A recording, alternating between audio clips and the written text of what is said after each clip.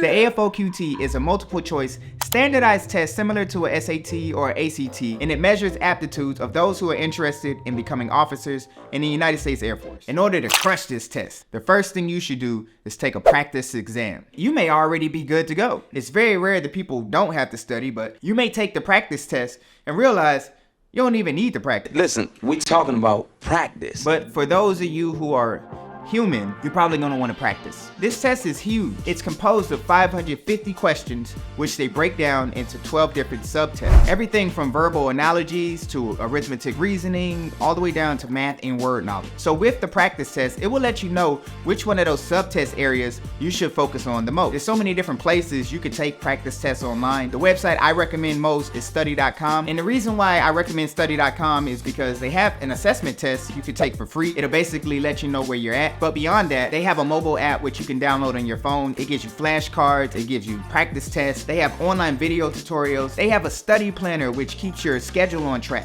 They offer a money-back guarantee if you're not satisfied with their product, but keep in mind that 92% of their users are passing their exams. Study.com is affordable. It's about $60 a month. If you use my code down in the description box below, that'll get you $18 off for $42 a month. So I recommend y'all head over there after this video, take that assessment, see where you're at. So keep in mind when you're practicing for the AFOQT, the test lasts about 5 hours. There's about 3 hours and 36 minutes of actual tests, and then you're gonna have a break and some instruction in between, which gives you an overall time of about 5 hours. Out of the 12 subtests, one of them is like a personality test.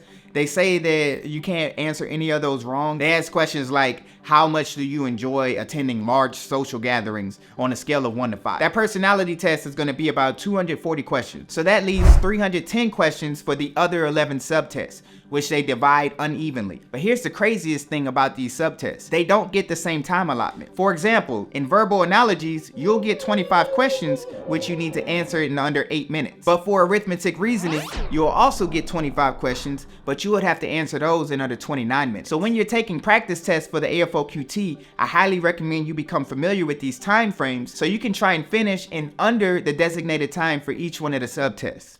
I hope I made sense. Now, the passing score for the AFOQT, it's different for non-rated and rated positions. Non-rated is basically anything beyond flying, and rated is going to be your flying position. So for non-rated, you have to have a verbal composite score of a 15, and you also need to have a quantitative composite score of at least 10. So when you're studying for the AFOQT, and you're not trying to be a pilot or navigator or anything in those flying positions, don't study any of that stuff. You don't need it. Also, keep in mind, because of those time allotments, you may be in a subtest and you have 5 minutes left, but you have 10 questions left to answer. There are no penalties for wrong answers, so you gotta use educated guesses at that point. Most likely, you're gonna be able to boil it down to at least 2 answers that feel right. Then you just gotta make an educated guess. But if you leave it blank, that will definitely affect your overall score. So a good score is relative.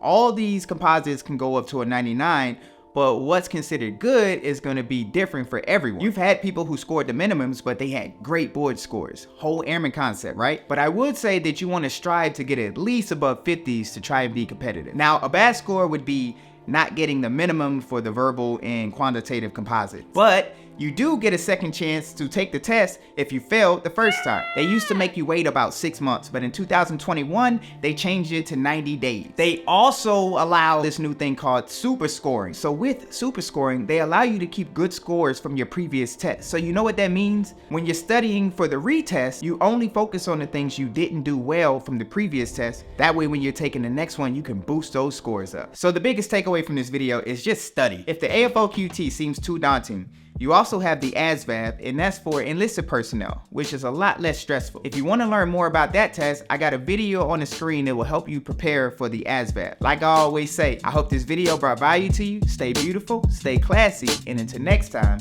check me out.